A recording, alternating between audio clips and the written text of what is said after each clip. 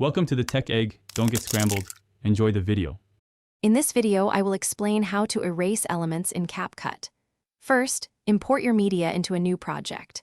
Select your clip on the timeline. Then, find the cutout or remove background option in the editing menu. With just one tap, Capcut's smart artificial intelligence will automatically detect and remove the background from your footage. This is a fantastic, quick solution for isolating your subject without complex manual work, making your videos look polished in seconds. For more specific object removal, we'll use the masking tool. Begin by duplicating your video clip on the timeline, creating an overlay. Select this top, duplicated clip. Now, navigate to the mask tool and choose a shape like a rectangle or circle. Carefully adjust the mask's size and position to completely cover the unwanted object. The original clip on the bottom layer will serve as your clean background, ready to be revealed. Achieving a seamless look is crucial.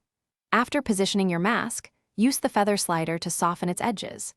This creates a smooth transition, preventing harsh lines and making the edit appear natural.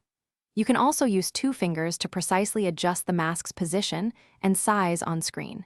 Continuously play back your video to review the results, making small, iterative adjustments until the unwanted object is completely and naturally erased from view.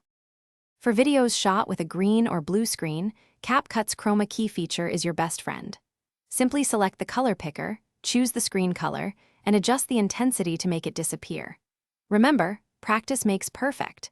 Experiment with layering multiple clips and combining different tools for more complex removals. Capcut provides a powerful suite of features to help you achieve professional-looking results, whether you're removing a background or a small, distracting object.